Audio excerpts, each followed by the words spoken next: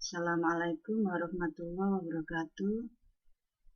Selamat berjumpa kembali anak-anakku kelas 8 dengan Bu Hani dalam pembelajaran bahasa Indonesia. Bagaimana kabarnya anak-anakku? Semoga hari ini kalian tetap sehat dan tetap semangat dalam menerima pembelajaran anakku. Sebelum kita mulai belajar, kita baca dulu basmalah bersama-sama. Bismillahirrahmanirrahim. Semoga pembelajaran kali ini kita akan lancar. Hari ini kita akan belajar mengenai teks berita. Pengertian dari teks berita adalah jenis teks narasi yang melaporkan kejadian, peristiwa, atau informasi mengenai sesuatu yang telah atau sedang terjadi. Kalau pengertian teks berita menurut KBBI di sini adalah cerita atau keterangan mengenai kejadian atau peristiwa yang hangat. Jadi berita itu adalah laporan suatu kejadian, suatu peristiwa, atau informasi mengenai sesuatu yang telah atau sedang terjadi saat ini. Kemudian ciri-ciri teks berita. Yang pertama adalah faktual. Ciri-ciri dari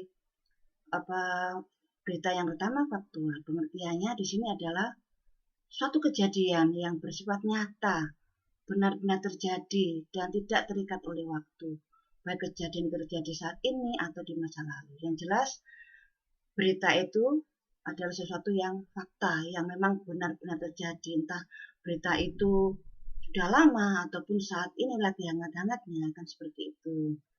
Yang kedua, ciri yang kedua adalah aktual. Apa sih aktual itu? Berita dikatakan aktual itu adalah suatu kejadian yang bersifat nyata dan benar-benar terjadi dan sedang hangat-hangatnya menjadi pembicaraan orang banyak, bersifat kekinian atau baru. Jadi ciri yang kedua ini adalah aktual. Aktual di sini adalah berita itu merupakan kejadian yang nyata dan lagi hangat-hangatnya. Misalnya apa kalau sekarang berita yang lagi hangat-hangatnya, yaitu tentang virus corona. Nah itu ya, itu memang kan nyata, memang ada dan sudah banyak sekali korban yang ada di situ. Dan lagi hangat-hangatnya sampai sekarang tetap menjadi perbincangan bagaimana perkembangan virus corona, bagaimana orang-orang yang menjadi korban yang positif dan yang meninggal ataupun mungkin sudah sembuh, kan seperti itu. Tiap hari kita update anak-anakku ya. Itu adalah aktual, masih hangat-hangatnya sampai sekarang. Kemudian ciri-ciri teks berita yang ketiga adalah unik atau menarik. Jadi teks berita itu harus unik atau berbeda penyampaiannya dengan yang lain dan dikemas dengan kata-kata yang menarik dan dapat menarik perhatian pendengar atau pembacanya. Jadi memang kalau kita membuat suatu teks berita itu kita harus apa yang membuat pendengar atau pembaca itu menjadi tertarik dengan berita yang kita sampaikan, ya, dengan kata-kata yang menarik seperti itu. Ciri yang keempat adalah berpengaruh bagi masyarakat luas. Hanya di sini adalah teks berita itu harus memberi pengaruh terhadap masyarakat sebagai pendengar. Misalnya teks peristiwa yaitu virus corona. Hampir seluruh dunia ini adalah berita yang hangat, yang berpengaruh luas. Ya, berita tentang virus corona ini berpengaruh luas. Semua kalangan, mulai kota, mulai desa, seluruh dunia, bahkan seluruh dunia itu lagi hangat-hangatnya membicarakan mengenai virus corona atau COVID-19 seperti itu. Itu pengaruhnya berita itu sangat meluas sampai semua kalangan bisa mendengar dan diceritakan seperti itu. Yang kelima adalah terdapat waktu dan tempat kronologi kejadian. Jadinya teks berita itu harus dilengkapi dengan urutan waktu, kapan terjadinya, dan juga kronologi kejadian atau bagaimana peristiwa menjadi berita terjadi. Itu adalah kronologinya, berarti saling berurutan. Kapan peristiwa itu terjadi, kemudian bagaimana sih kejadiannya, seperti itu. Yang keenam, jadi adalah objektif. Objektif di sini adalah bahwa berita yang disampaikan memang berita benar-benar tanpa dipengaruhi oleh pandangan atau opini pribadi. Jadi memang berita itu sesuatu yang memang benar-benar terjadi, bukan hanya pendapat orang seperti itu, memang benar-benar terjadi. Itu adalah bersifat objektif, jadi apa adanya berita itu. Yang ketujuh adalah bahasa baku, sederhana, dan komunikatif. Di sini adalah maksudnya adalah dalam berita itu yang digunakan adalah berita adalah pada umumnya menggunakan bahasa baku sederhana dan komunikatif. Apa sih bahasa baku itu? Yaitu ragam bahasa yang cara pengucapan dan penulisannya itu sesuai dengan kaidah-kaidah standar. Kaidah standar dapat berupa pedoman, ejaan atau EYD. Jadi tata bahasanya baku, kemudian dan menurut kamu seperti itu. Jadi berita, kalau kita membuat teks berita itu bahasanya adalah bahasa baku, ya. Seperti yang ada dalam kamus. Itu. Bagaimana anakku? Saya kira kalian paham ya, bagaimana sih ciri-ciri dari teks berita. Kalau sekarang dilanjutkan dengan unsur peristiwa dalam teks berita. Teks berita selalu melibatkan waktu dan kronologi kejadian atau peristiwa.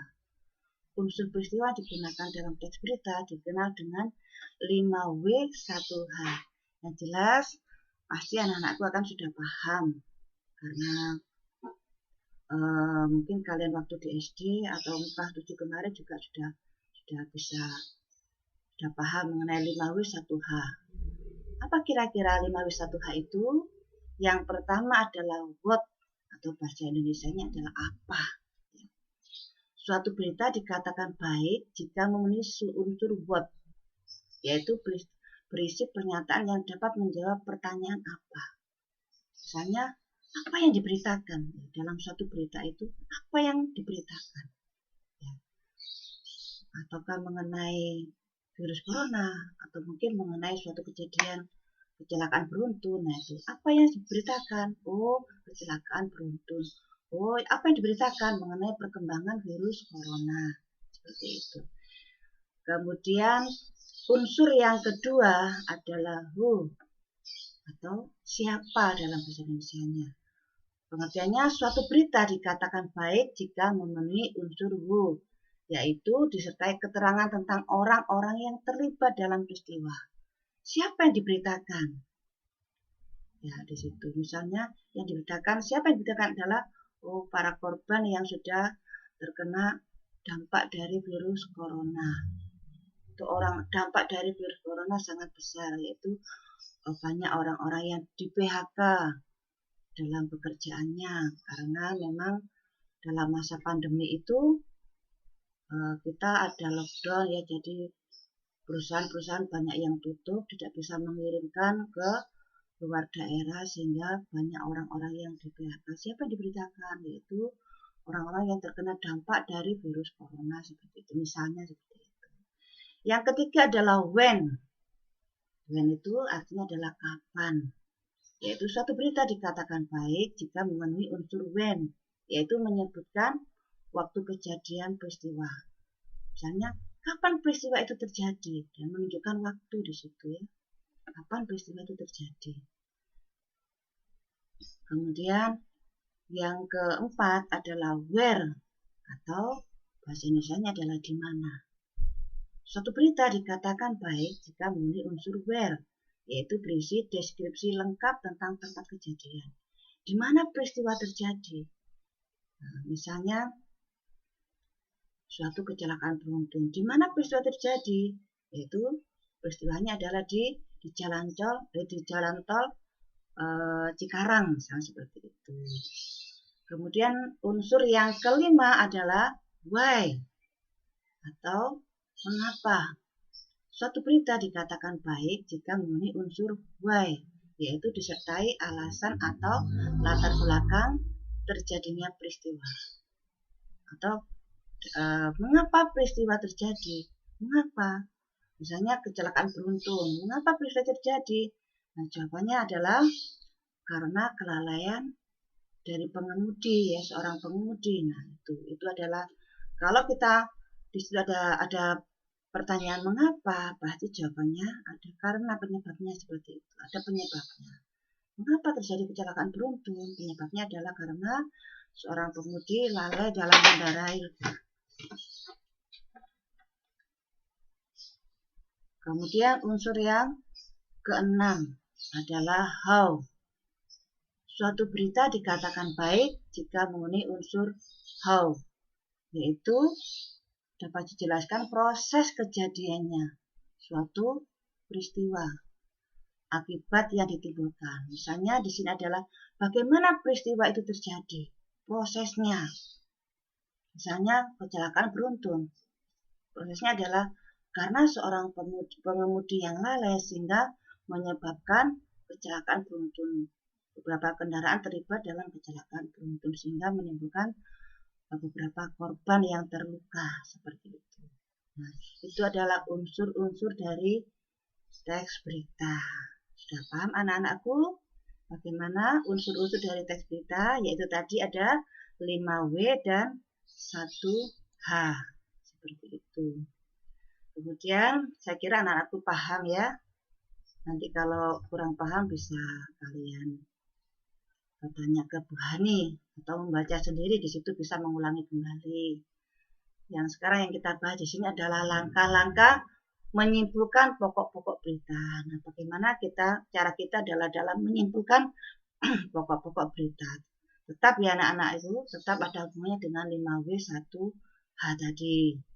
Agar kita dapat menyimpulkan suatu berita yang kita dengar dari televisi atau radio, langkah-langkah yang kita ambil adalah yang pertama, menyimak berita dengan baik dan menentukan pokok-pokok isi berita. Nah, itu adalah langkah-langkah kita menyimpulkan suatu teks berita.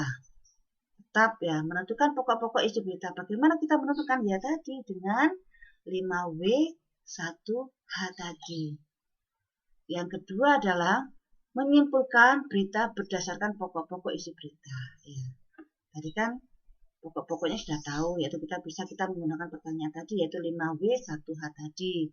Kemudian yang ketiga, menyampaikan kesimpulan itu kepada orang lain. Jadi setelah itu kita menyimpulkan dari 5W 1H pertanyaan itu, kemudian kita jawab, kita simpulkan di situ. Contohnya di sini ada teks berita. Ya. Selamat siang para pendengar yang budiman. Ini berarti kita teks berita ini adalah di radio ya. Kembali kami Gema FM bergabung ke tengah-tengah Anda sekalian dalam segmen info teknologi. Saya, Diva Astuti, akan mengetengahkan sebuah topik menarik untuk Anda semua. Pendengar yang berbahagia, beberapa tahun belakangan ini istilah knowledge management atau KM seperti itu ya, pengelolaan pengetahuan atau pemikiran, atau KM menjadi bahasan di banyak disiplin ilmu, terutama yang terkait dengan manajemen dan teknologi informasi. Kini istilah KM pun mulai menenggelamkan popularitas istilah information management atau pengelolaan informasi yang berhubungan dengan komputer atau IM, kita singkat dengan IM. Pendengar yang setia, apa sebenarnya perbedaan karakteristik dua istilah ini dan bagaimana penerapannya dalam dunia teknologi informasi? IM merupakan suatu teknik pengaturan atau organisasi agar informasi mudah dicari dan digunakan oleh pemakai. Hal yang termasuk dalam proses manajemen informasi antara lain pengumpulan informasi, pengolahan informasi, kemas ulang informasi, serta temu kembali informasi. Pendengar yang berbahagia, KM adalah teknik membangun suatu lingkungan pembelajaran atau learning environment. Dengan demikian, orang-orang di dalamnya terus termotivasi untuk terus belajar, memanfaatkan informasi yang ada, serta pada akhirnya mau berbagi informasi yang diperoleh. Hal yang termasuk dalam proses manajemen pengetahuan antara lain pembelajaran dan berbagai pengetahuan. Para pendengar setia, tetaplah di gelombang ini untuk menyimak info selanjutnya. Namun sebelum itu, simaklah sebuah lagu berikut. Nah, ini dibuat dari berita koran Tempo pada tanggal 17 Februari 2005. Ini ada contoh dari teks berita. Kemudian bagaimana kita menentukan pokok-pokok berita dari teks berita tadi. Ya kan? Berdasarkan berita singkat yang kalian dengar, kalian dapat menemukan kelengkapan unsur berita yang kalian dengar seperti berikut ini. Ya kan, cara kita dalam menemukan pokok-pokok berita, yaitu kita bisa menggunakan 5W1H tadi. Yang pertama adalah what atau apa, yaitu dengan pertanyaan sesuai dengan berita tadi, yaitu apakah hal yang disampaikan dalam berita tersebut. Nah, di sini jawabannya adalah informasi tentang IM dan KM. Ya, itu adalah istilah tadi yang singkatan tadi ya. Kalian bisa melihat dari teks berita tadi. Kemudian unsur yang kedua dari pokok berita di sini adalah who atau siapa. Kita bisa membuat pertanyaan dari teks berita tadi, yaitu siapa yang menyampaikan berita tersebut. Siapa? Yaitu Diva Astuti atau penyiar dari Radio Gema FM. Ya. Kemudian pokok berita yang ketiga adalah kapan atau tadi when ya tadi ya. Misalnya kita membuat pertanyaan dari berita tadi adalah kapan berita tersebut disampaikan. Kapan? Yaitu di sini hubungannya dengan waktu, yaitu jawabannya adalah pada segmen Infotek Radio Gema FM atau di sini waktunya adalah siang hari seperti itu. Kemudian pokok-pokok berita yang keempat sesuai dengan teks berita tadi adalah kapan. Kapan sudah tadi ya, bisa. Berarti di sini bisa 2 kali ya, bisa 2 kali dalam teks itu bisa kita menggunakan 5W tadi. Misalnya di sini salah satunya adalah kapan atau when. Bisa ada 2, tidak masalah nanti ya. Bisa dengan kapan berita tersebut disampaikan atau mungkin kapan KM menjadi lebih populer dibandingkan IM. Jawabannya tetap dengan menunjukkan waktu, yaitu pada akhir-akhir ini. Kemudian pokok berita yang lain yaitu di mana atau where. Sesuai dengan teks berita tadi, yaitu kita bisa membuat pertanyaan di mana berita tersebut disampaikan. Menunjukkan tempat, yaitu di Radio Gema FM. Kemudian yang keenam, yaitu pokok-pokok atau unsur berita yang keenam adalah mengapa atau why. Ya. Kita buat pertanyaan sesuai dengan teks tadi, yaitu mengapa KM menjadi lebih populer dibandingkan IM. Nah, jawabannya adalah karena KM sedang banyak menjadi pembahasan dalam berbagai disiplin ilmu. Itu adalah jawaban sesuai dengan teks berita tadi. Yang terakhir adalah bagaimana atau di sini adalah how ya, proses, berupa proses ya. Bagaimana KM menjadi banyak dibahas dibandingkan dengan IM. Nah, kita prosesnya bagaimana sehingga KM knowledge management tadi ya yang menjadi banyak dibahas dibandingkan dengan IM ya, information management tadi. Jawabannya di sini adalah KM memiliki cakupan yang lebih mengarah pada termotivasinya seseorang untuk terus belajar, memanfaatkan informasi yang ada, serta pada akhirnya mau berbagi informasi yang diperoleh. Itu adalah prosesnya kenapa dia si KM tadi menjadi banyak dibahas ya daripada IM. Itu adalah contoh-contoh ya, contoh berita. Kemudian kita mencari unsur-unsur berita atau pokok-pokok berita. Nah, ini adalah dalam menyimpulkan ini kita rangkai tadi ya kan, mulai awal mengenai apa sampai bagaimana itu kita rangkum ya, kita rangkum itu ada dengan demikian itu menjadi suatu kesimpulan ya. Demikianlah anak-anakku bahasan Ibu kali ini, materi Ibu Hani kali ini mengenai teks berita. Sampai bertemu kembali, nanti kita akan dalam pertemuan selanjutnya kita akan membuat suatu kesimpulan dari suatu teks berita. Semoga kalian paham. Kalaupun nanti ada yang bertanya, silakan langsung kalian tanya ke Bu Hani, bisa melalui WA atau VN seperti itu, nanti Bu Hani akan jelaskan. Sampai di sini dulu anak-anakku. Tetap semangat. Assalamualaikum warahmatullahi wabarakatuh.